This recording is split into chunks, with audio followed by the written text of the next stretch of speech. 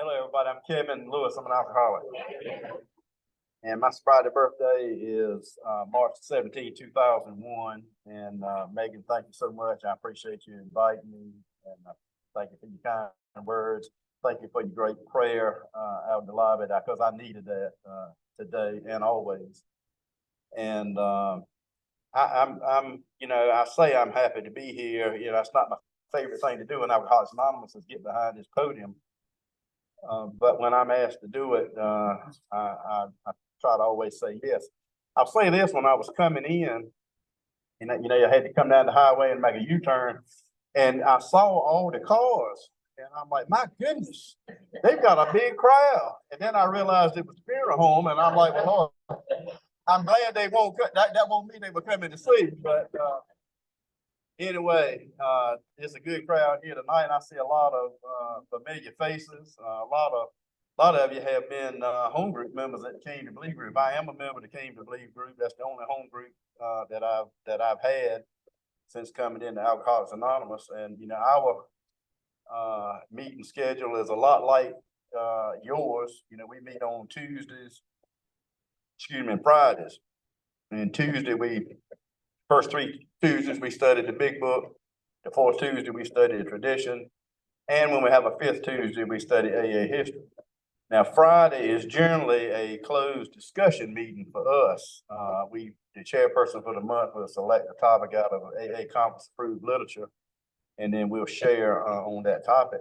And and the last Friday of every month is our only open speaker meeting, where we have fellowship and refreshments, usually about 6:15, 6:30, and then the speaker meeting starts at 7. And a lot of y'all have spoken at our meet and attended our meet. And I know at least Peter's coming up in December to speak for us. I hope you hadn't forgotten that. But so if you have opportunity to be in Rocky Mount or make a special trip, we'd be happy to have you all anytime. I was thinking today about, because I know y'all got a big anniversary meeting coming up, because it involves food. I've got it on my calendar, but I spoke here several times, but I remember speaking here particularly one time in particular. It was Christmas Eve, and it was when this meeting was at the hospital. And so I don't remember how many years ago that was, but what I remember about it and what made me thinking about it is after that meeting that night, I went back to Rocky Mount. It was Christmas Eve, and Paige used to always want to go to the Episcopal Church for the midnight service. And I came back that particular night and went with him. Of course, little did I know that I'm sure Lawrence was probably playing for us that night. I didn't know him then, but he's become a great home group member for us at the Came to Believe group. But so I've been coming over here for a long time, and I don't come as much as I used to, but this has been a great group, and I'm happy that we're connected. I think I told you my sobriety date, March 17, 2001. I'm from Ahoskie, North Carolina. That's where I was raised, and where I took my first drink was probably about August.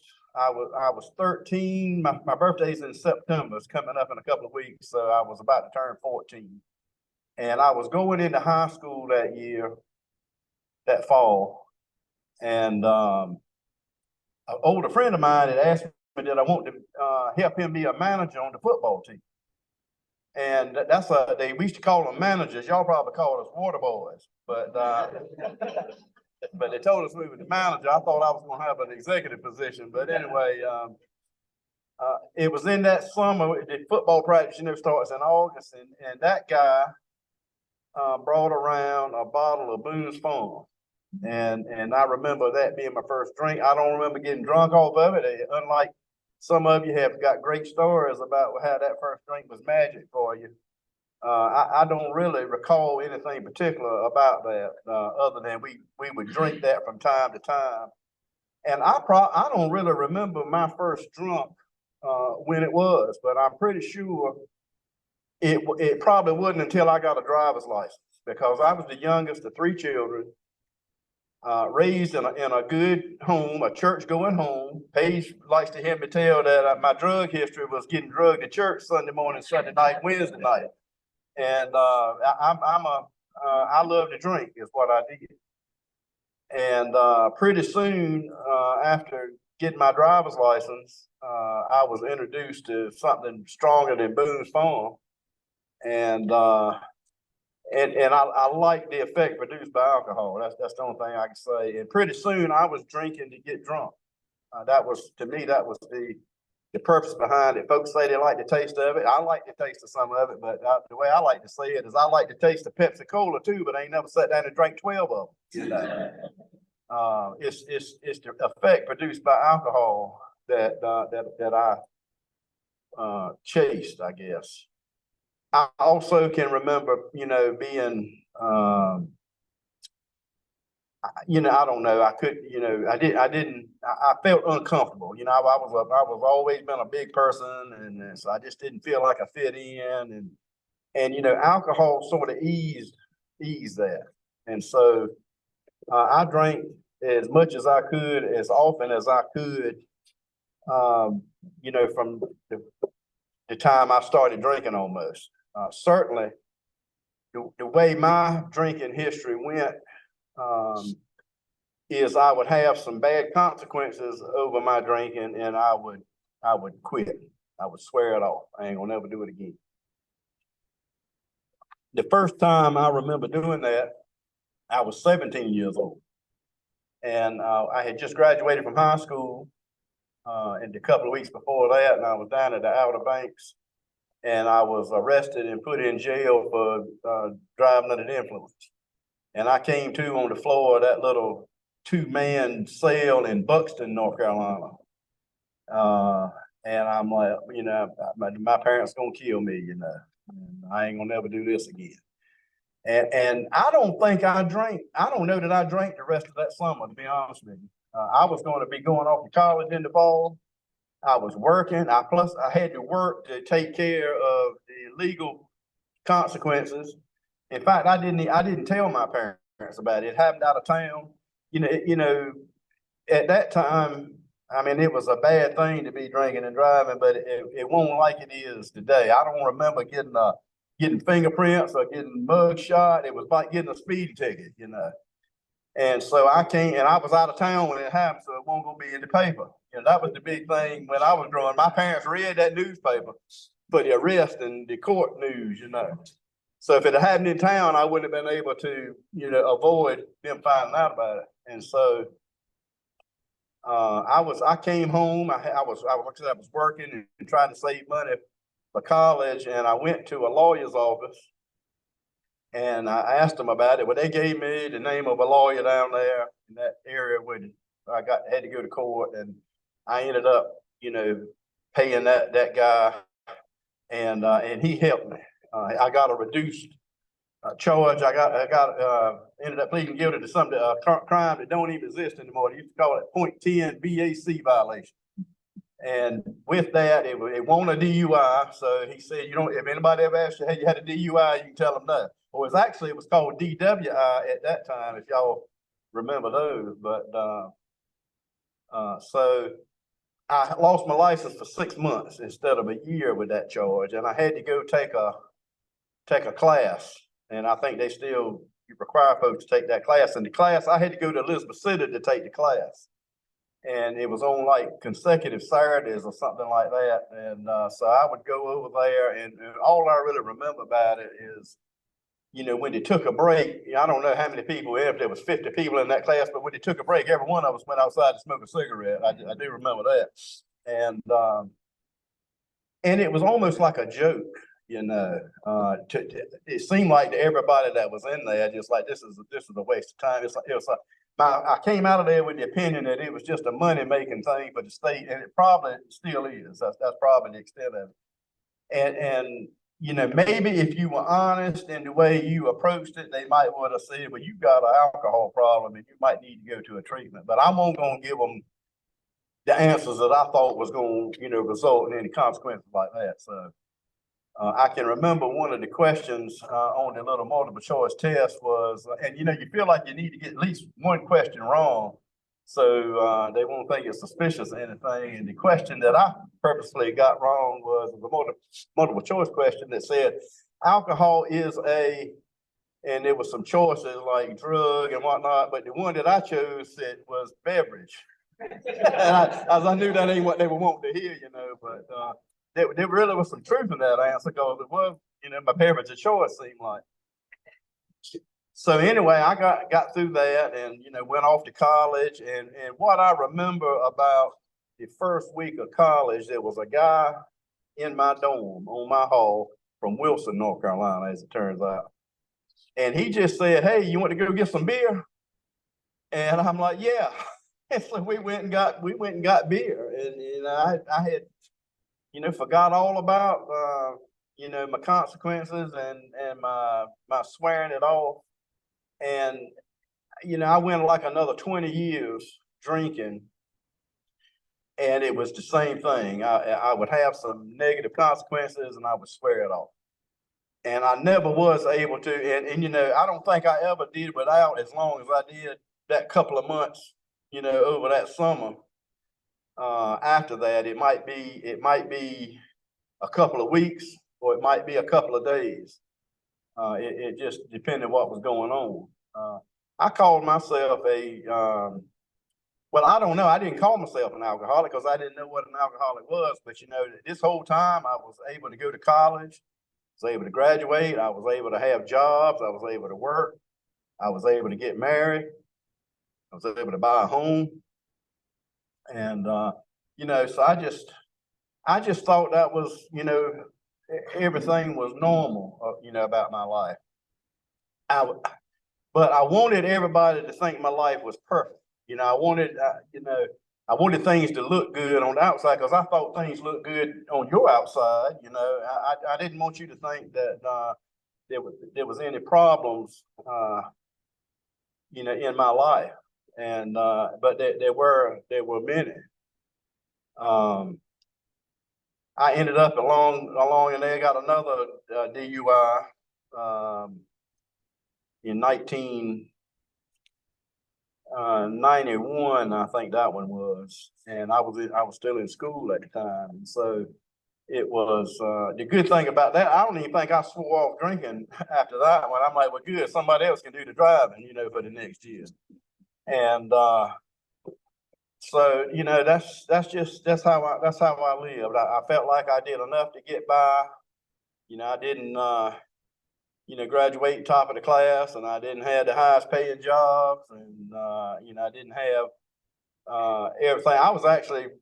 I had graduated from college and worked for 2 years in Raleigh, and lots of drinking and driving along that I never got caught with. That was just something that I learned early on. I guess being from a rural community, is if you wanted to go anywhere, you wanted a bus to take. I don't know if they had a cab over there or not, but you had to drive, or ride with somebody.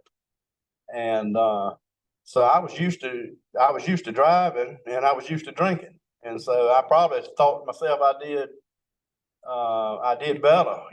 I did better at things if I had a little something to drink. That's what I would like to, tell myself, feel better about myself, I guess. So anyway, I had a lot of episodes during that period of time that I don't want to get too much, but it depends on what. If I was drinking beer, if I got drunk on a lot of beer, I might would wet the bed.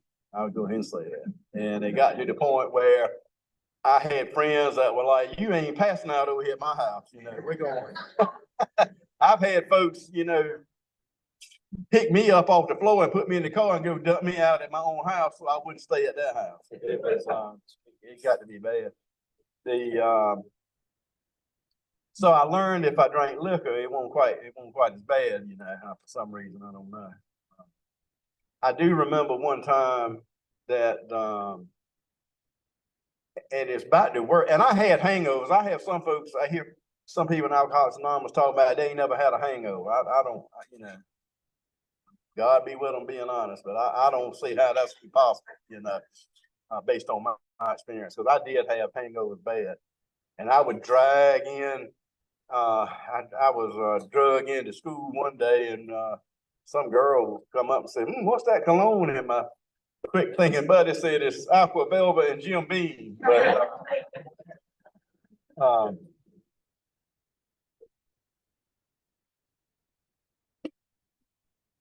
the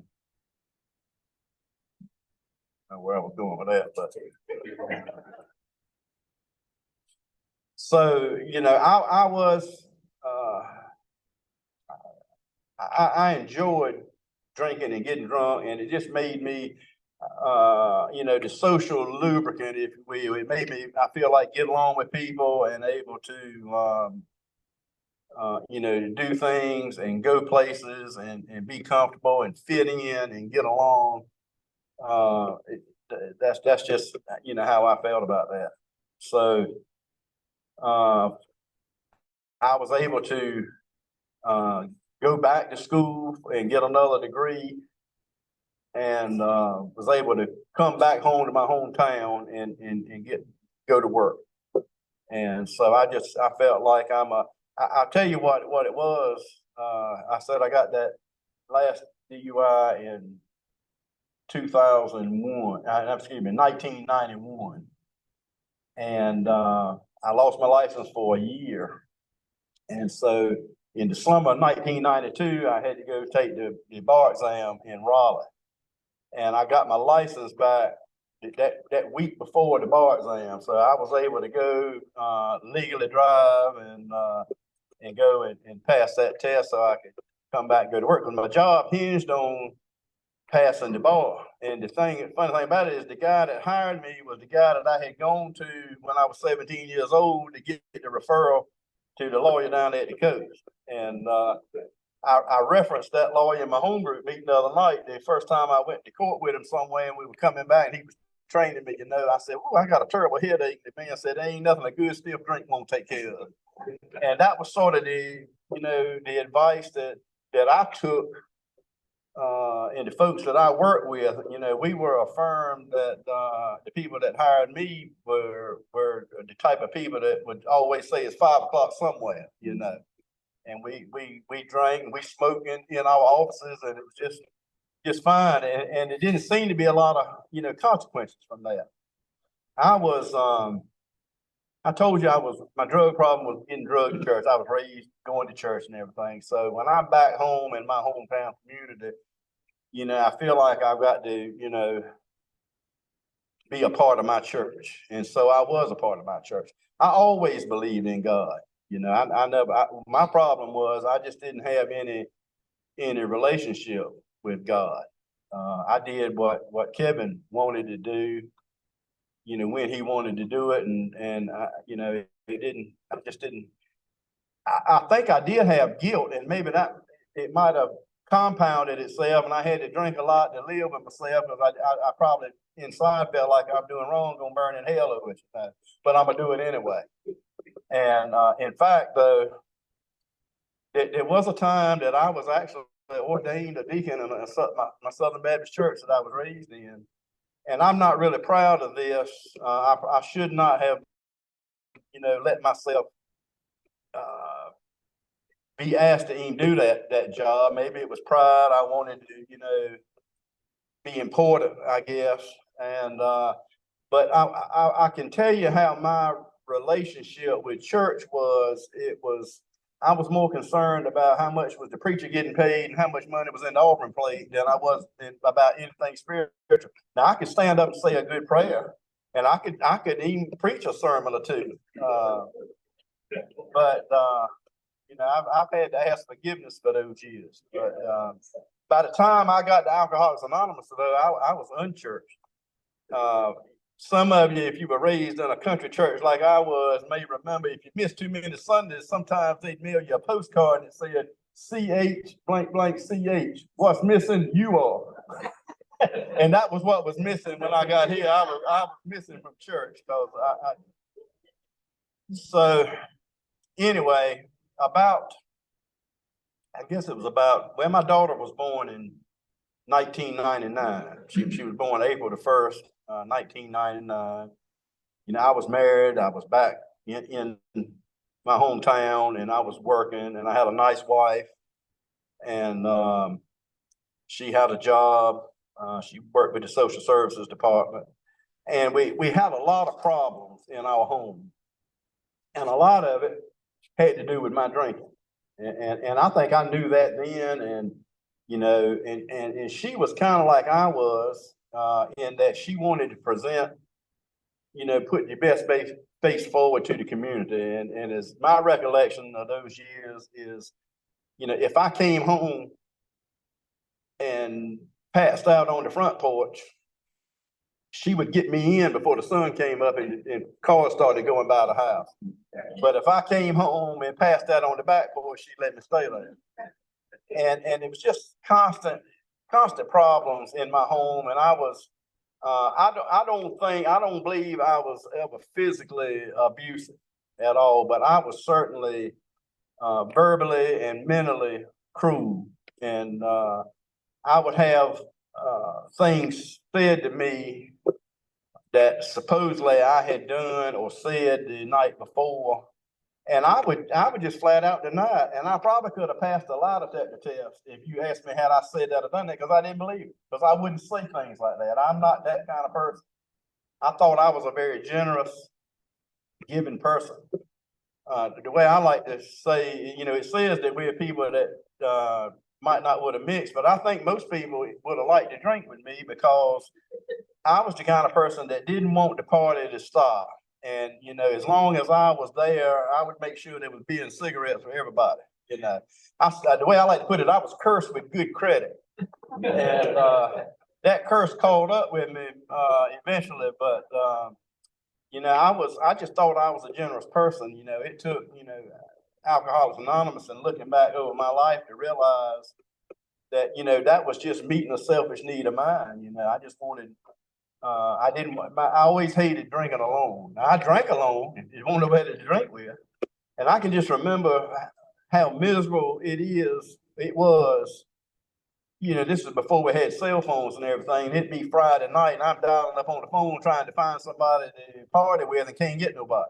And that was just pure miserable. The idea to me to have to sit and drink alone. It was about 3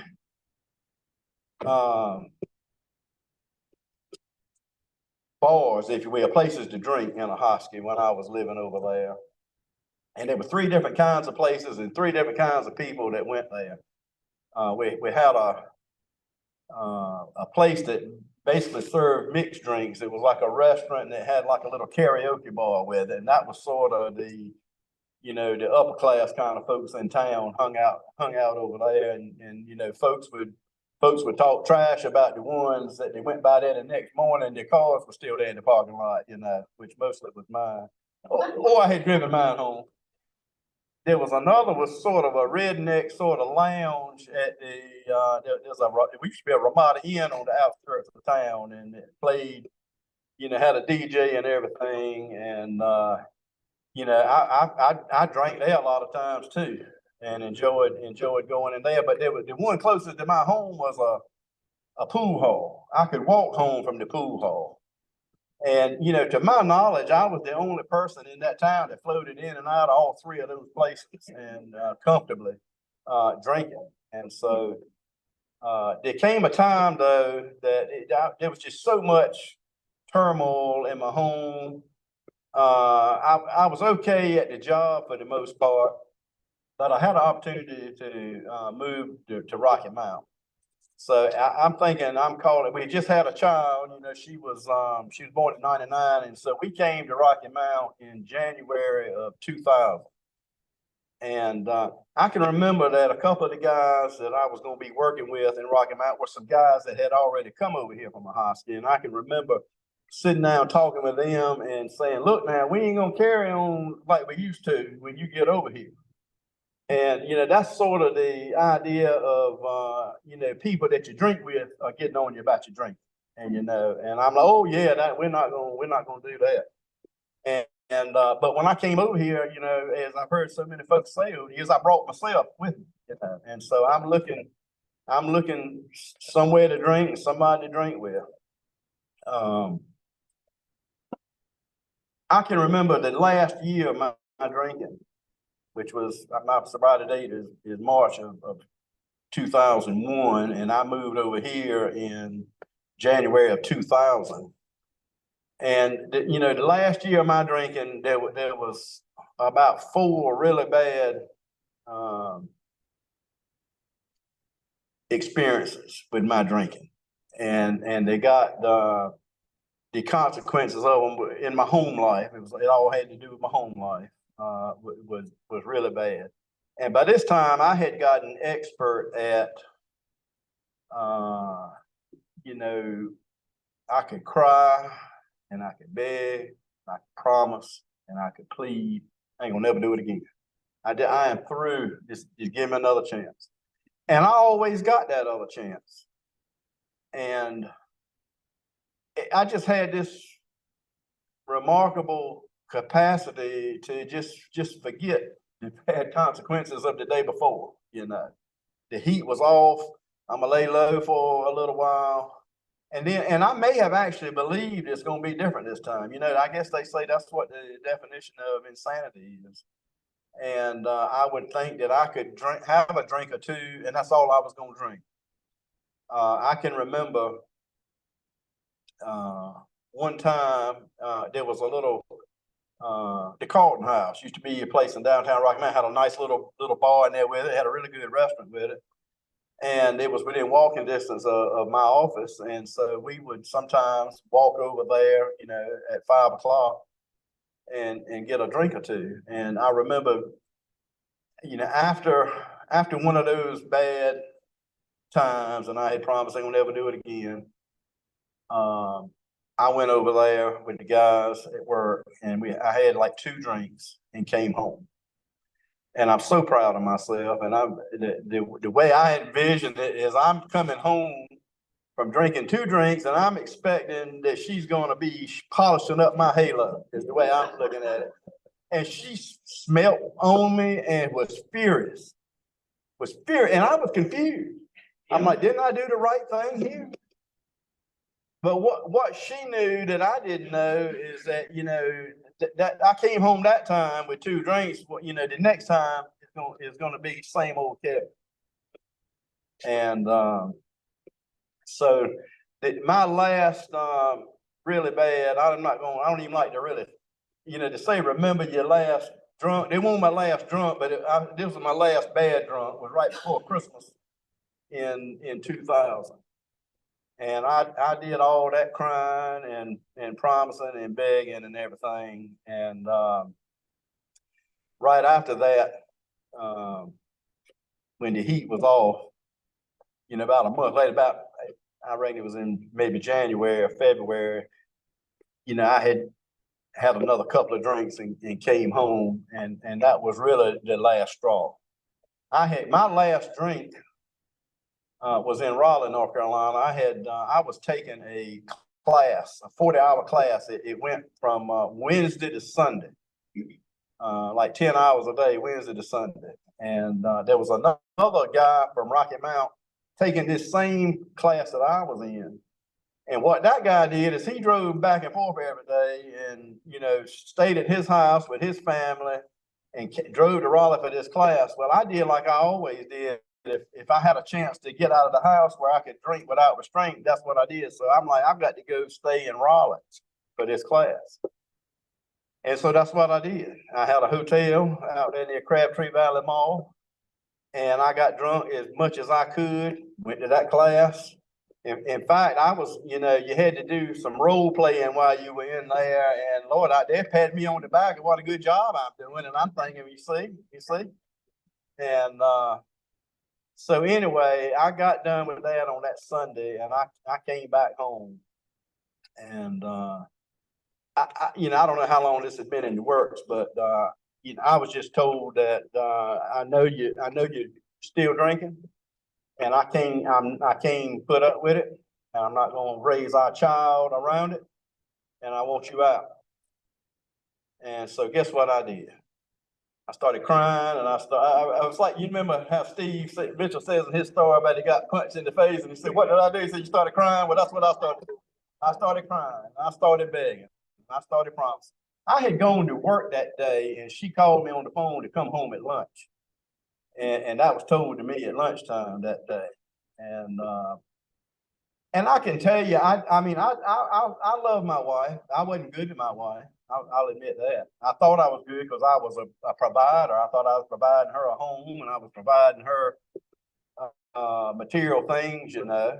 And I just thought that was what I had to do, and then I could do what I wanted to. I guess I had never been married before, so I don't know. You know? But anyway.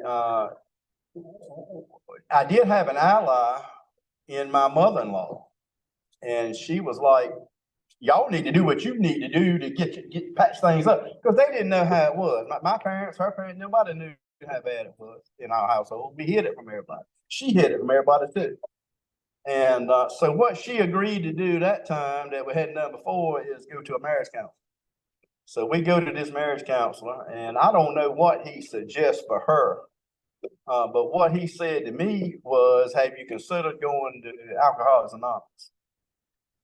And I didn't know nothing about Alcoholics Anonymous. He gave me a list of meetings in the Rocky Mount area.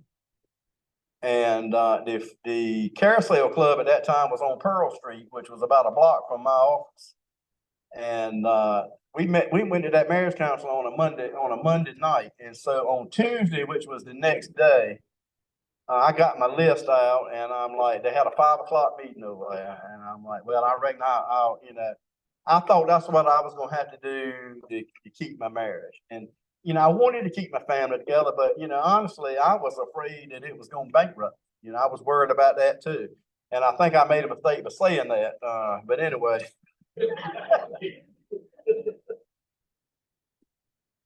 So I go over at 5 minutes to 5 or whatever, and I ride over there by that place, and there's some cars there, and I'm like, I ain't doing that. So I went home. And at this time, we're still in the same house, but we're living separate and apart. And I don't know if any of y'all have ever experienced that, but that's as miserable situation as ever been in my life. And if you've been in the hallway, you get in an argument. And so I got home, and I got my list back out, and there was a 7 o'clock meeting that night at St. Paul United Methodist Church on Bethlehem Road. So I get there probably about 3 minutes to 7. And, my fear was that I was going to see somebody I knew.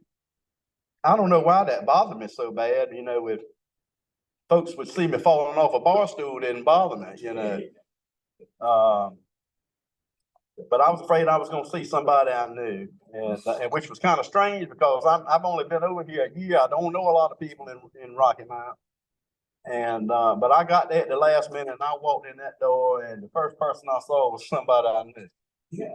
But I was trapped because they didn't see me, so I couldn't turn around and leave. And that was Chuck C. And he was a member, one of the founders of the Came to Believe group. That group was about 2 years old at that time.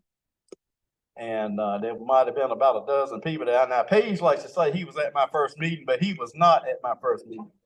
Peter Wilkins might have been. I think he was a member of the group at that time. Paige was working out of town. But they were talking about him that night. I heard about him taking the airplane at my first meeting. But that's probably why I came back the second time to find out who this guy they were talking about. But anyway, so I had to stay. And I heard y'all, I said I was an alcoholic that first meeting because y'all were saying you were alcoholics. I didn't know what an alcoholic was. So I really didn't believe I was an alcoholic. I knew alcohol was causing problems in my life. But I thought an alcoholic was, unemployed, under the bridge, such as that. I had a job, and I had a house, and I had a car, and I had a family. I just didn't think that applied to me. And the people in the room didn't look like what I thought alcoholics were supposed to look like either. I mean, they look like normal folks. And so I sat through the meeting. Chuck chaired that meeting, and how I remember this, I don't know. I made mental note of it a long time ago, I guess. But he chaired the meeting, and what he chaired was out of the doctor's opinion. So, in retrospect, I feel like, in God's time, he got me the AA when they were right in the beginning. Because if they'd been in the middle of the book, I might would have said, "Let me come back when y'all start over." I don't know what I'd have said, but anyway, I remember Chuck telling me after the meeting about 90 meetings in 90 days. And I remember chuckling about that on the way home, because I really didn't come here thinking I'm an alcoholic and wanting sobriety. I was trying to get the heat off in my marital situation so things would calm down. Now, I stayed drunk too long already, so let me speed up. At that time, I got to say this. The Came to Believe group only met on Tuesday night at that time for its first 2 years of existence. And in June of that year, when it turned 2, they added the Friday night meeting. And I can remember just as plain as day, when that was announced, that I can't believe these folks think I'm gonna come out here 2 times a week. That's crazy. And but I did. And I can remember I spent several months in there just sort of feeling sorry for myself, and why is this happening to me? And how can y'all help me? Y'all are here to help me, ain't you? And somebody go talk to my wife, take me back in, because I got put out of the house and the locks got changed and all that other stuff. And eventually, though, I guess Chuck got tired of hearing me whining, and this is I think what Megan was talking about. He said, "Why don't you pray for her happiness?" That was like a hot knife going through butter when I first heard that, because I did not want to hear that. I did not want to do that. I'm selfish and I'm self-centered, and I want what I want. And so I didn't like that advice. But I was just so miserable, and I'm coming to AA meetings and I'm not drinking. That's almost as bad as living in the same house with your spouse you're being separated from. And so I finally took that advice, and I started praying. I ain't gonna say I stopped praying for me, but I started praying, less for me and more for her. And eventually, as I started working with my sponsor and reading AA literature and praying other than selfish prayers the best I could,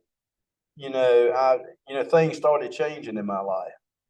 That marriage did not get repaired, and I ended up, we did get divorced. And as it turned out, we got along better apart than we did together, and we ended up being, co-parents to our daughter, and it worked out, fine.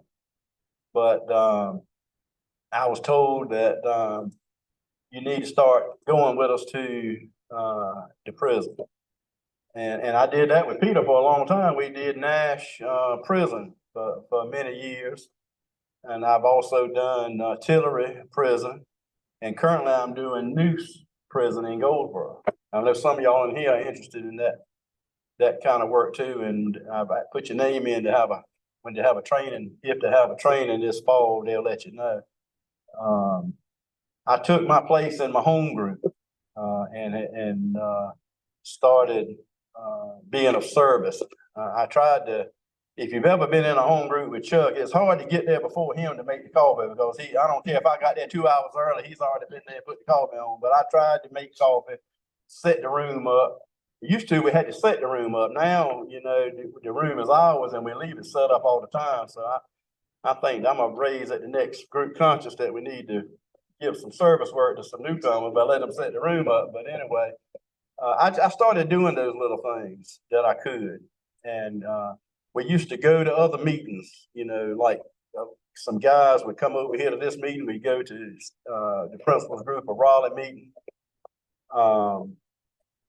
and support, other groups. We got involved in in the district, in the area. We got involved in the district AA hotline. You know, that was some service work that has, you know, because there weren't a lot of, you know, early on before I started getting involved in that, I wasn't doing a lot of 12-step kind of work, other than, you know, going to the prison. If we ever did get a newcomer, you know, we had really, it just seemed like at the time we had more experienced members that were going under their wing, and so it took a long time for me to be able to work with some guys, you know, to try to help some other guys. But I have always gone to the prison. We also, just like y'all, I'm sure, support the treatment center. But when I'm asked to go over there to take a meeting, I'll go over there, also share. And so, you know, my life changed, and my relationship with God, as I understand Him, changed.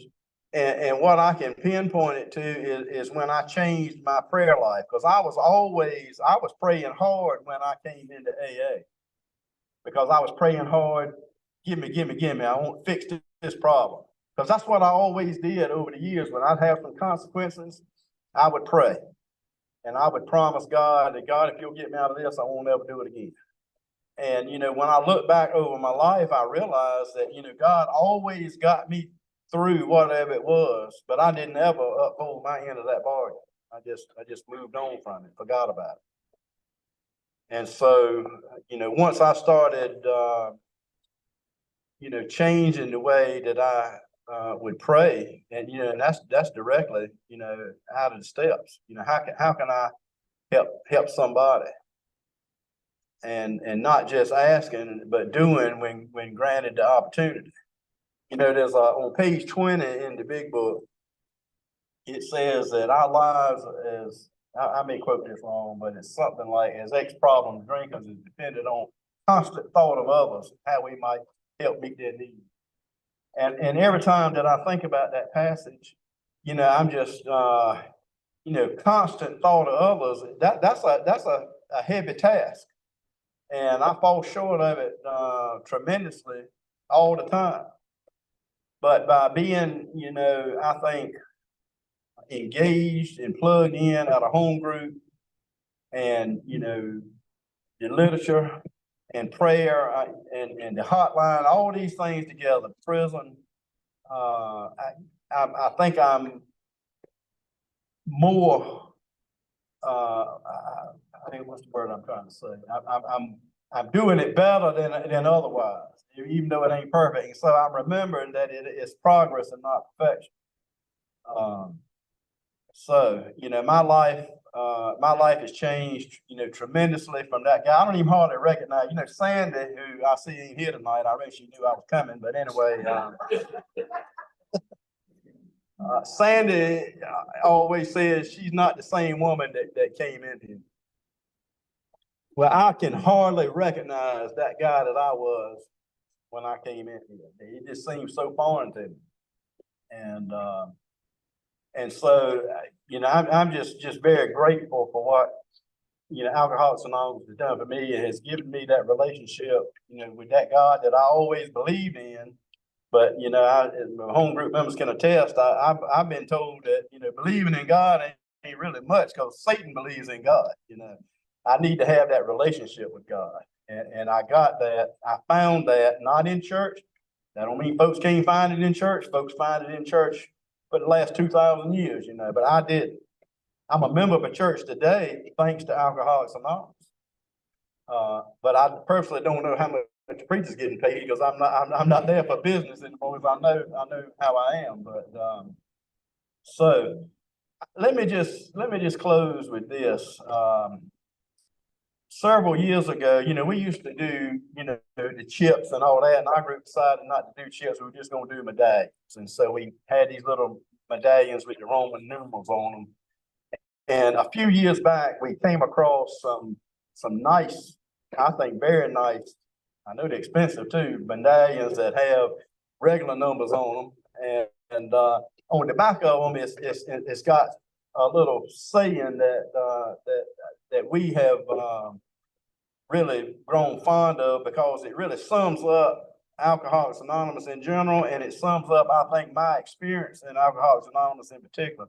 It's got three things on the bag. It says, trust God, clean house, and help others. And I think that's just a wonderful message, and I've tried to live that in my daily life and in my experience with Alcoholics Anonymous. And I appreciate you letting me come speak to you tonight.